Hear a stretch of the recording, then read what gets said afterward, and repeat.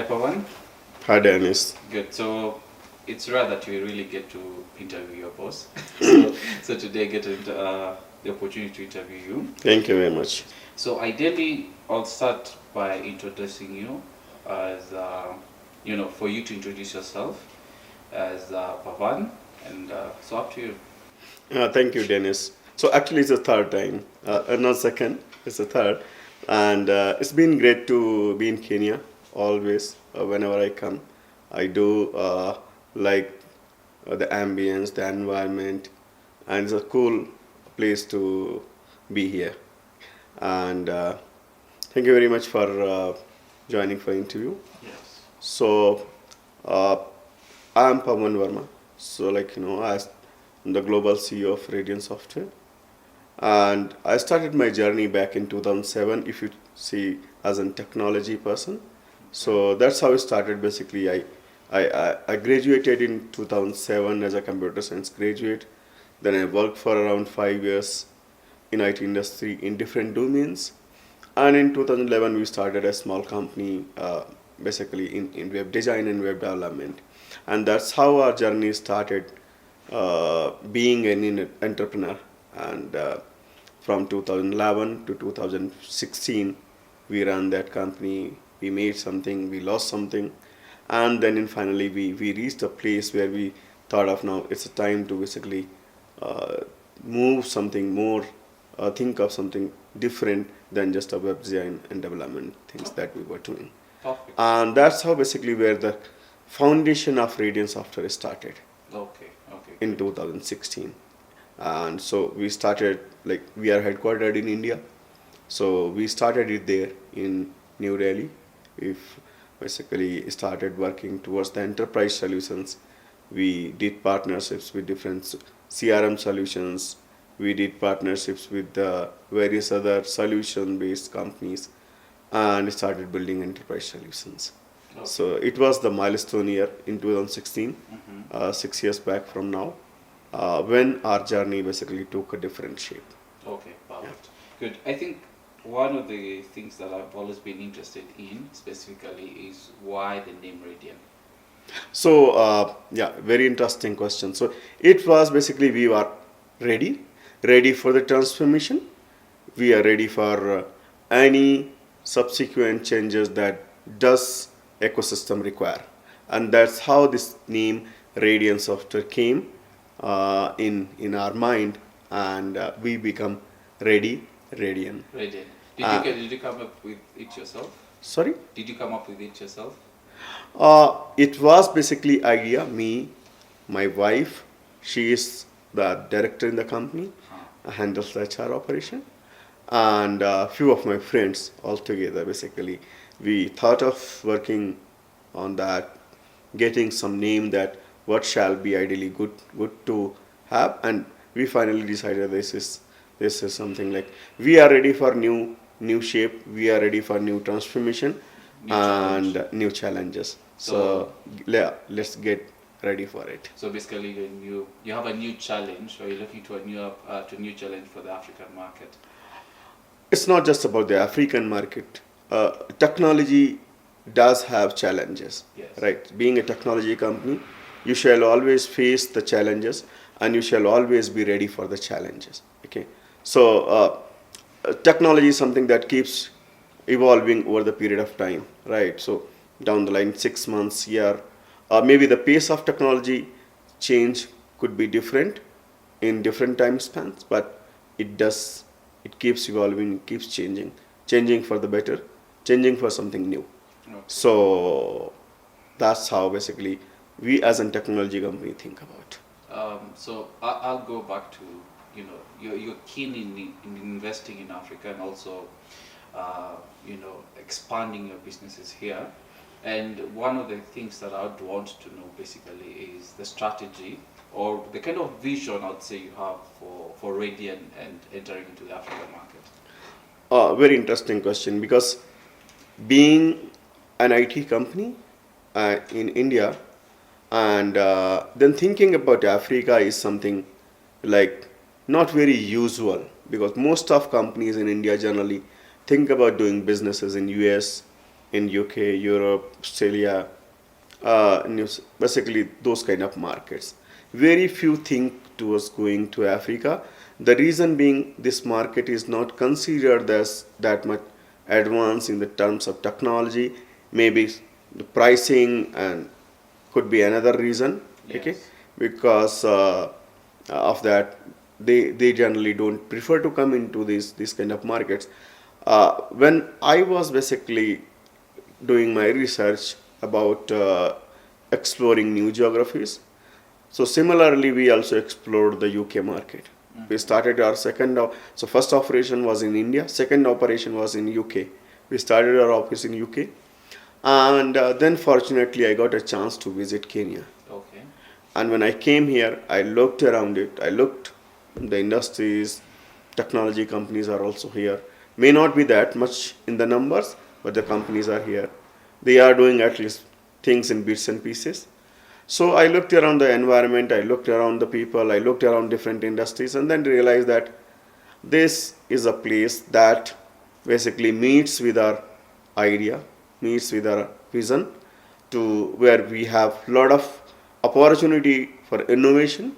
We have lot of opportunities for, doing something that nobody is doing. Yeah, and Right. in that journey, you seem not to be alone because Microsoft just launched something. Fortunately, like the time we came in the market, and the same time the Microsoft and this Google and all these people also, Zoho. Zoho also basically came. So this reason is basically something that is on the radar of companies now, Uh, because of, see, in other regions it might be very different landscape of technology, but here there are some people starting from very scratch. There are some people that are doing something then innovating on it. So this area is something that need to be explored and given opportunity, and technology is something that can transform this region. I know, so there are a lot of issues, there are a lot of things, changing lives of the people. Yes. Employment is one of the big reason in this reason. So if we want to get rid of all these things, so it will be a noble cause. Like, you are changing their lives with the help of technology. You are generating employment here. You are generating revenues. You are giving like lot of things that can help the lives of people Yeah, in so this region. the beauty And is with a business you can support multiple individuals. exactly, With a business. absolutely. So it's not about just like doing a business and making the profits, but when you know that, for example, I take about the insurance industry. So the cost of insurance, how it can go down. Yes. So cost of insurance, it could go down if we start using the technology. We can optimize many processes involved in it. We can optimize so many things in it. So it can reduce the leakages of the revenues. It can reduce basically, it can enhance the affordability, and it could increase reachability to the people in the market. Similarly, it goes for the healthcare industry. So there are a lot of technologies that can be used in that sector, so that the people living in far remote areas could also be connected with the doctors or the pharmacies, with the help of telemedicine, or so many things are available these days.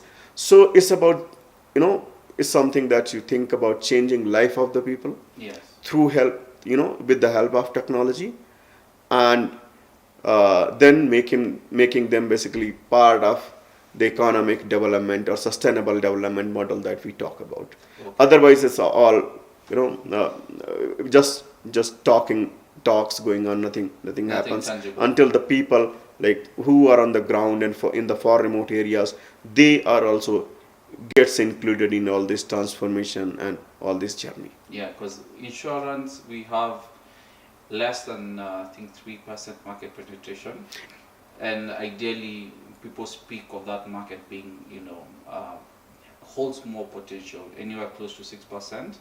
Maybe our counters in South Africa at 6%. These all are the interconnected, Dennis. So you see that insurance, healthcare, then pharmaceutical industry, so then basically goes the telecom, internet affordability, internet connectivity, this entire ecosystem is connected with each other. Agreed. Okay, if you will make insurance affordable for most of the people, so like many times what happens, like you cannot all the time reduce the cost of healthcare or like the pharmaceuticals and medicines.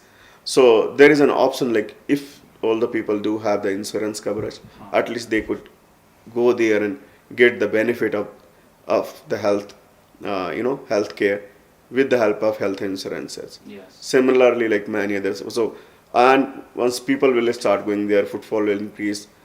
The hospitals and all those people have opportunity to basically scale it up, Agreed.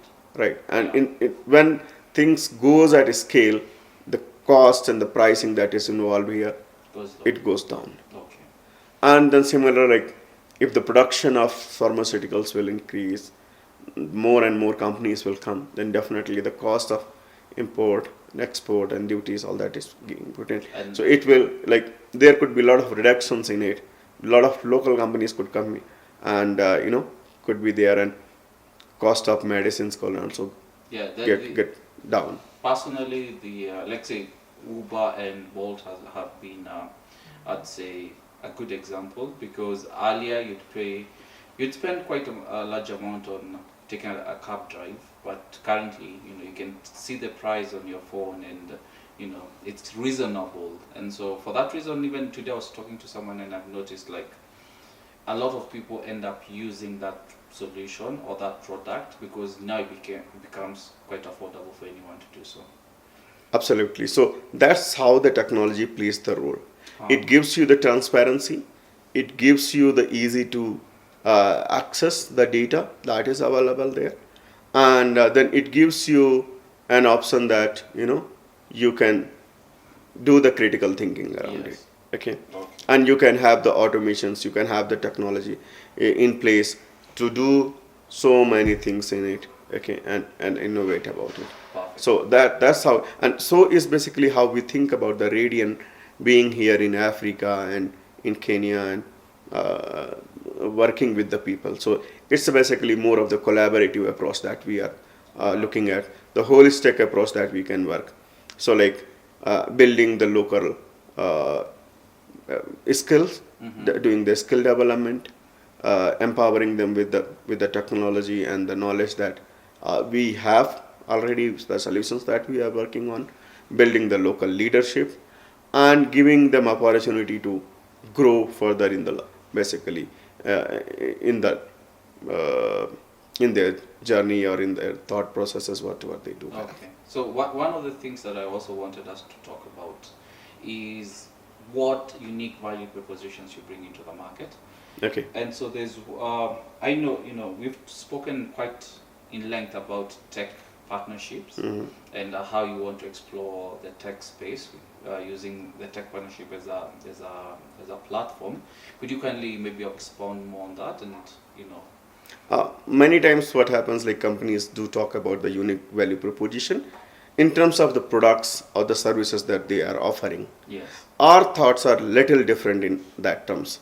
Our thoughts are that doesn't matter what products or services you are offering, anybody can make it in some time. There is no as such product or service that you can call as unique value proposition.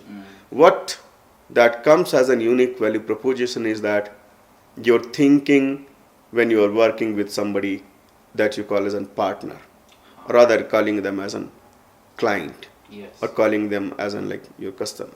So that's how basically we think. We think the people who work with us, clients or customers, they are as like partners with us. Okay. Because they are the ones who equally contribute in growth of our company, and we do contribute in growth of theirs. Yes. So it's basically That collaboration and the partnership kind of relationship that does work.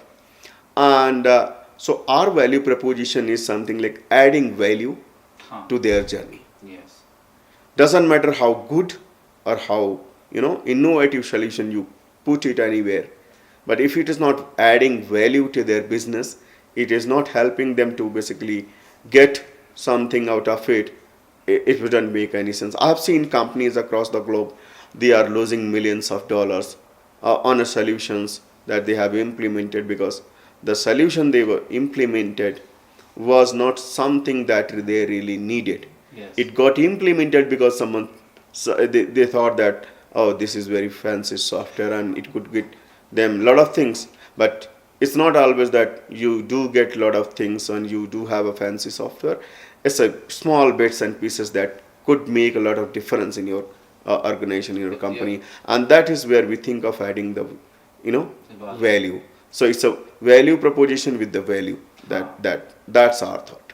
Yeah, because in the last maybe 3 months, Yeah. we had Kune, which closed up, Mhm. and then I think last week alone, we were talking about Garden City or Garden Sky.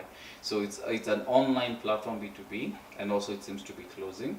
So ideally, you're looking for solutions that truly do add value to the end consumer and also the business itself. It shall be basically adding value to your whatever processes that you have added for. It shall make your life easy. Yes. It shall not complicate your life. Okay. If your solution is complicating your life, That is then also there is no purpose of adding any solution. So that is not solution actually. Yes. Okay, so That's that is a problem. So you are adding a problem, you are not adding a solution. Fantastic. So any technology or any software or anything that you are putting there, it shall add value. Okay. Okay, it shall not become a problem or bottleneck. So staff IT augmentation. So this is a service that you are keen in pushing into the market, and ideally it's to help IT companies or IT departments scale. Could you kindly maybe expand more on the service itself? Yeah, so augmentation of IT staff is something that getting resources from a company in a quickest time on a short or longer term of whatever time you do require the resources. Okay. So many times what happens, like we want to go digital, we have a project for like 6 months time down the line or a year time. Yes. And that is and we are not basically not IT company, Okay. for example. Huh. So building an IT department and having all on-roll resources is something difficult for them to basically, first of all, it's difficult for them to bring all the people at one place, different skill sets and all that. Yes. And then building whole department, Mm-hmm. and then basically, running it. So, So augmentation does help them to get the specialized resources from the companies like us, okay, in the quickest time, Yes. whatever they need. We do have people in our pool. We get them deployed over there. So whatever number of time that they need it for 6 months, they need it for a year time, they need it for more than that. So we do give them the specialized resources to work on the projects that they need. so ideally this is for maybe if you're a bank. A bank can consider on the banking activities. It And could then be anyone. And insurance companies also. It could be anyone who wants to go digital and who wants IT resources Huh. for their digital strategy, Okay. digital transformation strategy. So we give it for like banks, we give it to the insurance companies, we give it to the ITs as well. Telcos. Yes, ITs as well. Many times what happens, suppose IT company got a project, but they don't have any resources on roll immediately, Yes. and they have to close it. And the project is not something very, very long, like 10 years or 5 years.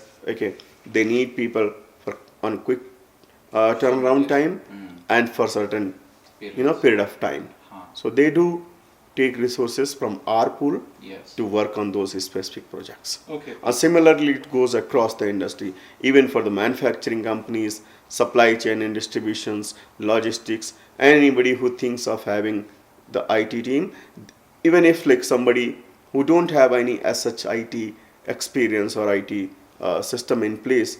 So we do consulting as well, like how you can set up a department in your company. Okay. What sort of people that you need in your company, like Fast giving them the CIOs, giving them the CTOs, and building up all the structure for IT. So staff augmentation is not only the deployment of resources. Yes, consultancy- IT consulting too is the part of our service that we do for the company. Perfect. Yeah. Okay, good.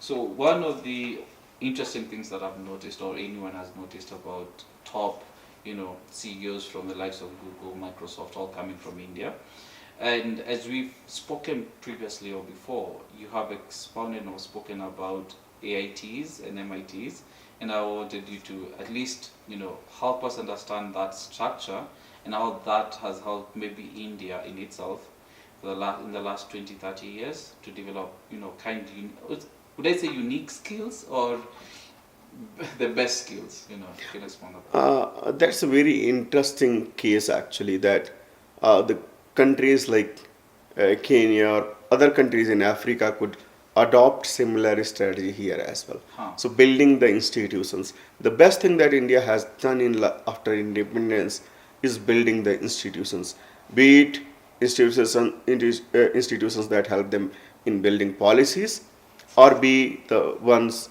who help them in academic excellence. Yes. So the IT sector that you see today in India, it has to do with those kind of institutions that were built over there after the independence, and they scaled in last 15-20 years. So like there were 6-7 IITs, Yes. then very specific for the technology, very autonomous institutes, has nothing to do with the UGC curriculum. So they decide their own curriculum. Okay. They put all the structure by themselves, and then there are IMs, again the autonomous institutes, not the university, but autonomous institutes set up by the government. Okay. With the help of government, and they do again have their own curriculum structure in place. Similarly, basically, then there are many other institutions that were founded in similar way for different things like textile, then there are communication, then there are fashion designing. So they have created basically these kind of national institutes in India. Mm-hmm. So, and then there were the regional engineering college. Nowadays these are called National Institute of Technology, Okay. but previously they were called regional engineering colleges, and each state does have these kind of institutes. They are not exactly the IITs, but very close to, similar to what IITs do, So they and having concentrate- similar excellence. So they concentrate on specific skill set. So if it's IT or technology per se, Yeah. we're talking about IT to up to the textile industry in itself. When we talk about management, it's something similar. The doctors, medical Yes. industry. So it does have basically specialized institutions. So for example, Indian Institute of Technology. Okay. So that is more about the different technologies. It does have the textile, it does have mechanical, it does have electrical, electronics, all that.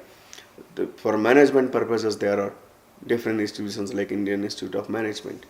So it became basically complete ecosystem over the period of time. Okay. And it allowed other institutions and other universities to also compete with them and become equally good. So nowadays there are many universities as well who try to compete at that level. May not be very good at that level, but at least they try to compete to that level. I think the closest maybe we have here is JQuat, which has pure concentration maybe on IT, and maybe Strathmore, which is on the business side. But I would say those are the ones that come to the top of my head. And having anywhere close to 23, institutions, then it's as an outcome you're going to get more skilled individuals. Personally, I believe that 23 is also a small number. Huh. The kind of population that India does have, it needs at least to double these number of institutions in coming days. Okay. If they want to have more people with the similar skill set, because the success rate the people they make into a IIT is very, very low. Yes. Because the number of people appearing for the entrance and the number of people making into it is very small number. Small pool. Because there are 23 institutes across India is very small number, although it has been increased from 6-7 IITs to 23 in last 15 years. Yes. But I believe that government must be thinking to increase it to the 50 IIMs, 50 IITs. Okay, perfect. So as we speak about the tech space, I know you personally you're quite keen in the field as an angel investor, and can you highlight some of the things that you're looking for? So one, what kind of maybe per industry are you looking into when you talk about investing in an industry, are you looking at retail? Are you looking at maybe telemedical? Or are you looking at insurance? What are you looking for? So personally, I believe that this region does have potential in almost all these sectors. Huh. So for me, it like any sector that have something based on the technology and gives something good results is of my interest. Okay. Okay, so be it logistics, another transportation is one of the key areas here. Yes. Key pain areas. Okay, Pain you want areas. to transport something from Nairobi to Mombasa or into other places. Now expressways are coming and things are changing, but still the ways and mediums of transportation and then cost of transportation, how to lower it down. That these all are the challenges. Yes. Okay, so there must be some player who will come and make something very innovative solutions. Perfect. Then, apart from the transportation and logistics, the manufacturing sector, supply chain side, okay, how they can increase the efficiency of the supply chain or the production, or basically the storage of the goods. So many things are there that could improve all these things. So all these areas, fintech, Yes. insurance, then automobile sector. Yes. So all these areas are of my interest, and I'm very keen to look like these startups are something that will change the life. So has been in India. Okay. Like you see the 100 unicorns Yes. coming out, 100 unicorns in something like nobody would have imagined 5 years back True. that India would produce 100 unicorns. Yes. But today that is the reality. It's a reality. And with the there was a time when India was considered as a service provider, Okay. body Yes. shopping kind of country. Outsourcing. You have resources, you are outsourcing them, and they are working for somebody. Now things has changed drastically. Yes. People are leaving their jobs, starting something, coming with the innovative solutions. Very different areas that include like defense, automobile, energy, green energy. Then goes like supply chain automation, Yes. manufacturing, medicines, so many things, and very innovative solutions. Okay. So that's the reality. So these people are basically the ones who fills the gap. Exactly, they do the analysis, market understanding, and then they come out to start something that could not just make a good business in the future, Huh. but it also basically solving some problem from the society. Okay. But traditional businesses are a bit different. They look at some opportunities and they make that opportunity as a business. Okay. Right? Here things is like you look at what exactly the pain areas are. Yes. You think about it, then you build a solution that can solve that problem. Okay. Right? And that's where basically these people are growing, and they are making something that is changing not just the business ecosystem, but also changing the society by and large. So we're talking about, if I would take a medical metaphor, is like, solutions that are looking at pain points, so painkillers, as opposed to vitamins, so it's just boost certain areas. Exactly. So if you will always think about the painkillers, then you will not be able to rid of the disease. Yes. So you shall always think of like how you can get rid of the disease that you do have. Agreed. Okay. And unfortunately, like there are many people who do give the painkillers, but don't give the actual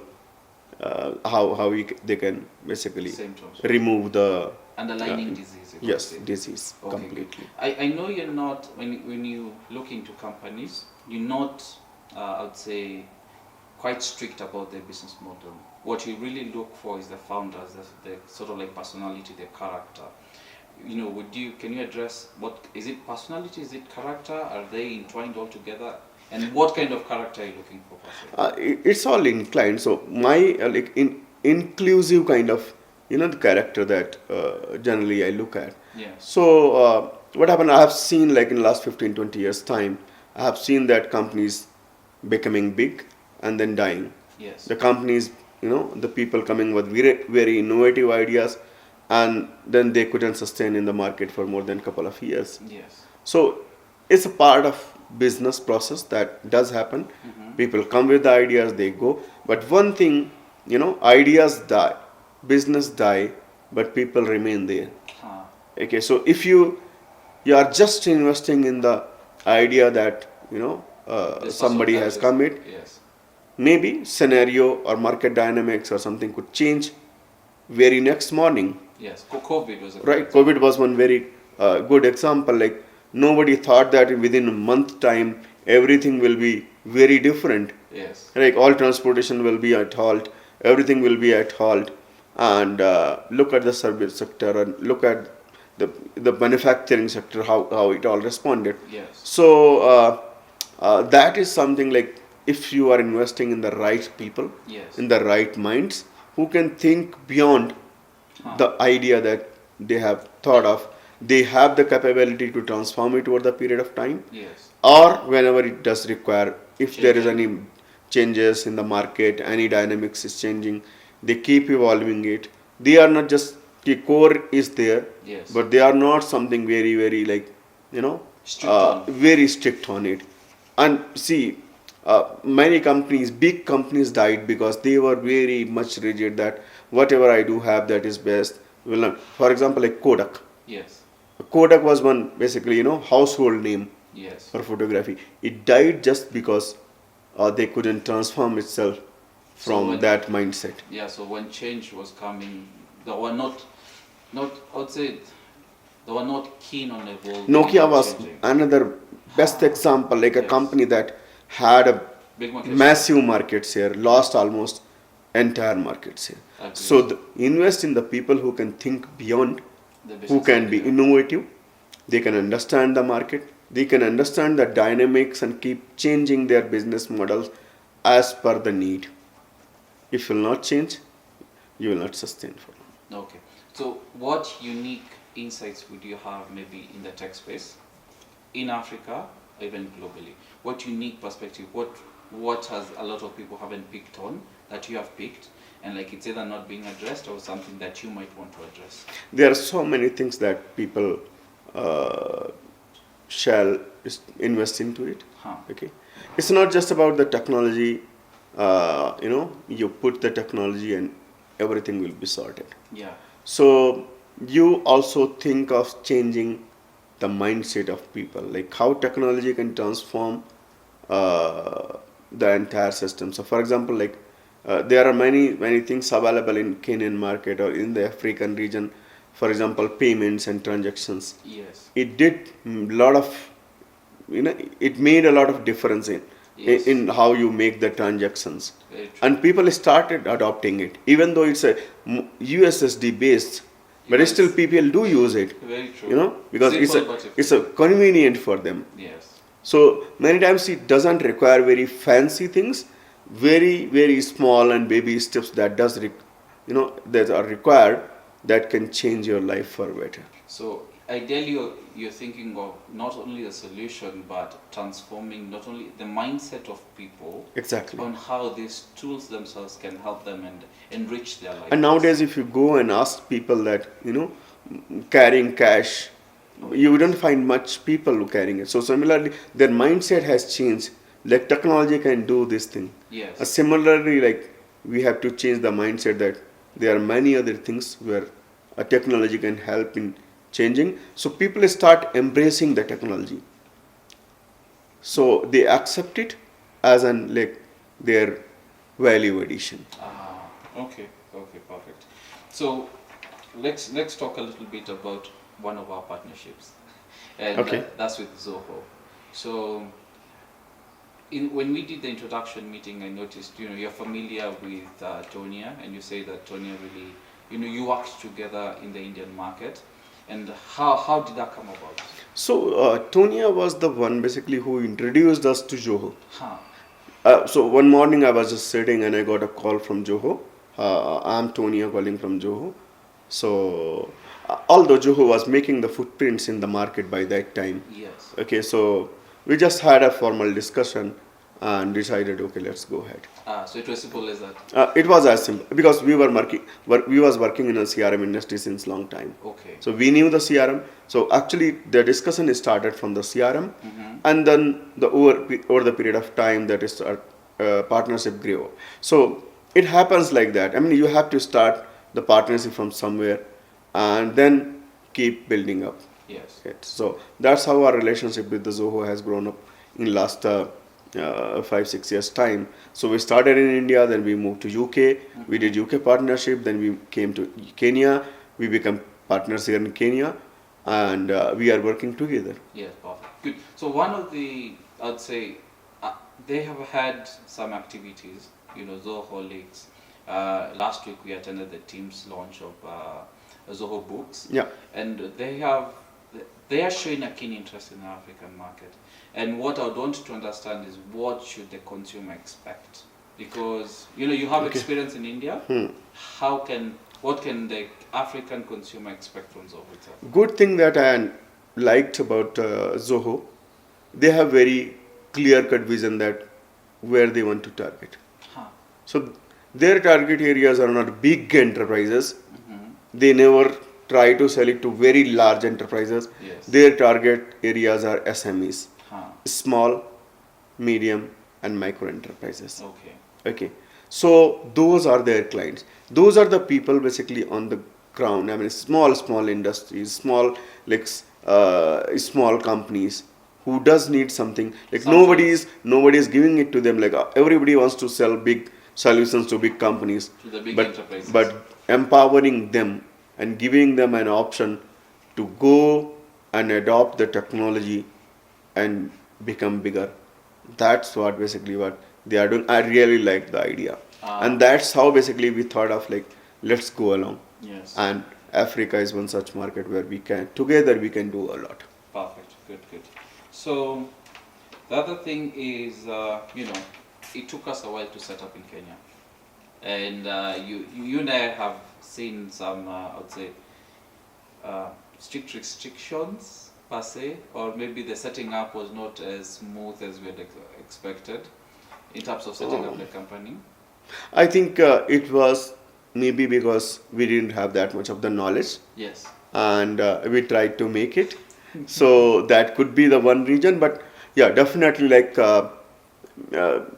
there would have been some better ways to put the knowledge base over there, so that people who wants to do business in Kenya, they better understand that how to start a company, what different certifications and the work permits and all that will be required here. So for example, when we were trying to set up a company, we did it very much online, and that's very good thing actually. You can set up a company within a week, maximum 3 days or 4, I think it took. Yes. And it was all online process. But then problem was basically it was not all. Not everything. Not everything. So, and even we were not aware because we were not provided that information that you will be required these certificates and all that. And when basically we went beyond, so possibly companies may go ahead with the chartered accountants or the people who are having knowledge of these things. But if government can also make these things little simpler and easier, I know that Invest Kenya is one department that they have running.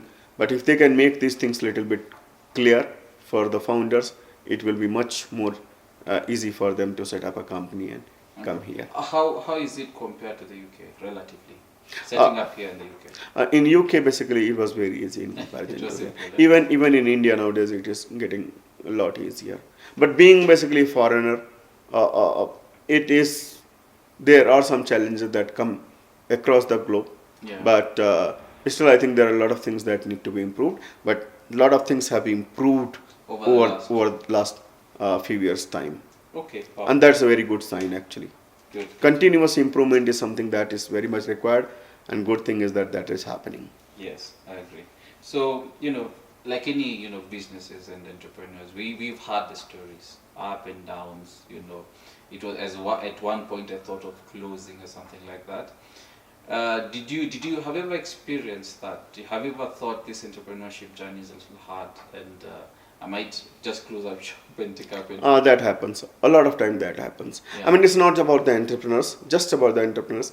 In any business or anywhere, like you sometimes you do feel that whether you are doing right or you're doing something wrong. You do, you, Yeah, yeah, you have some doubts. you have some doubts, and many times you also feel that it's all going bullshit and you need to come out of it. Yes. Okay, let's close it. And same happened with us Yeah. as well. There was a time when we were really in trouble. The red.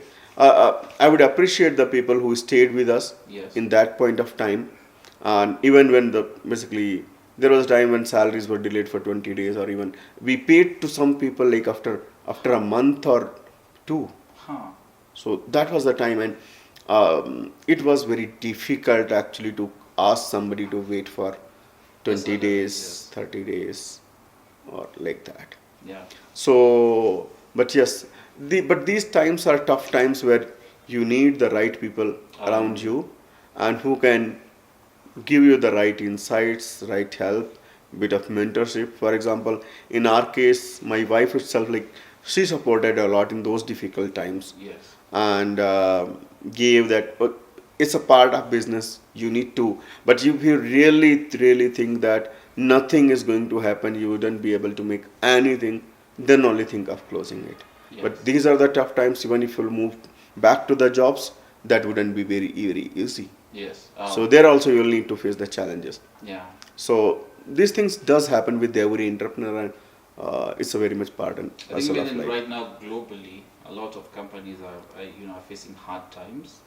I think this is due to a little bit of COVID and the aftershocks of COVID and also the economy not. There has been multiple issues. Huh. So one is basically COVID. Yeah. Then after COVID happened basically the Ukraine and Russia war. Yes. That also made impact. So when there is or these kind of turbulences, it impacts one industry, two industry, three industry, and then it becomes basically part of entire ecosystem. So difficulties can be personal and also can be, some things are out of your hands basically. It could be anything. There could be anything. It could be anything. So, see, you are not living, this is a very much globalized world, Yes. right? You are not living in isolation. You're So, not- anything happening anywhere will impact you. Yes. Maybe directly, maybe indirectly. Huh. But if you are part of this ecosystem, it is going to affect you in some ways. Even if not something, then like the prices will go up of your groceries. Oh yes. Okay, if nothing much. So it's a very much part and parcel of life, and every entrepreneur has to face it Okay. and move ahead. Not just entrepreneur, but anybody. Like in the life itself, like you are not doing anything.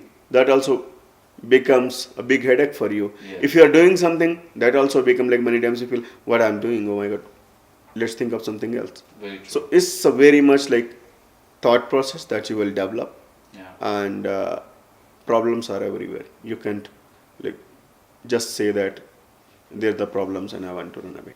So as we talk about our products and services, what solutions are we going to? Are you keen on providing the market and the services also, if there are any services?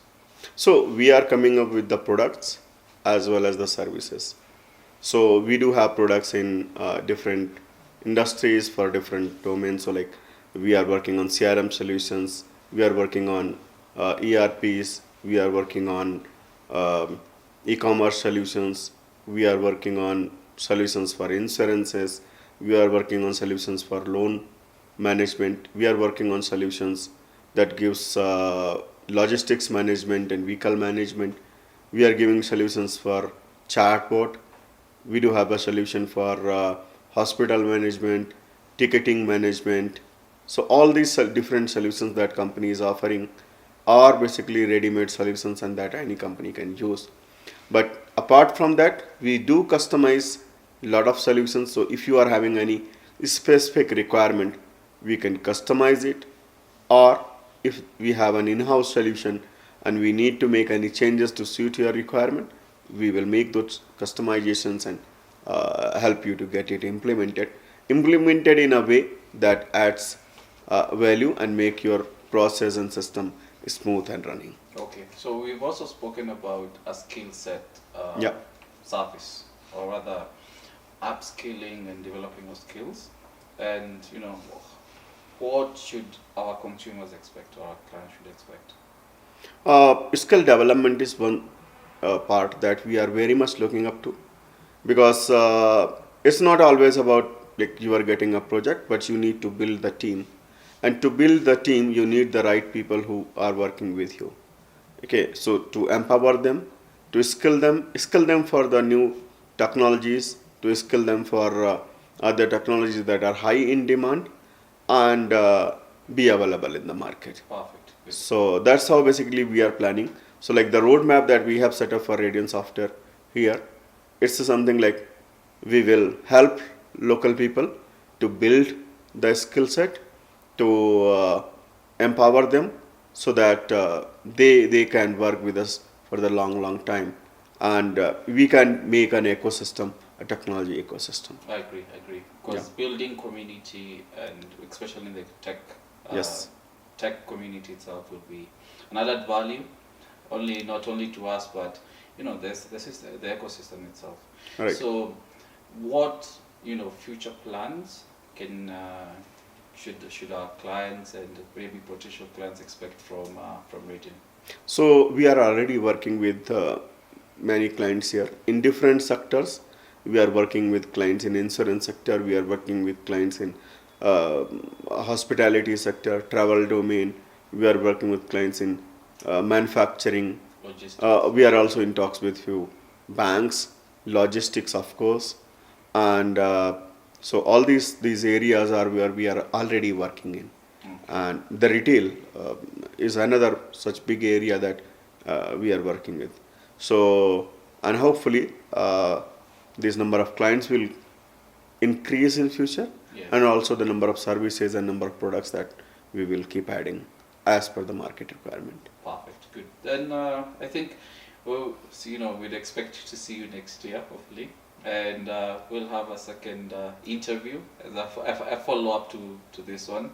Absolutely. And also you could update us on any other progress that would have made as a company. Absolutely. Okay. Absolutely. Perfect. We'll see you very soon. Okay. Cool. Thank you. Okay.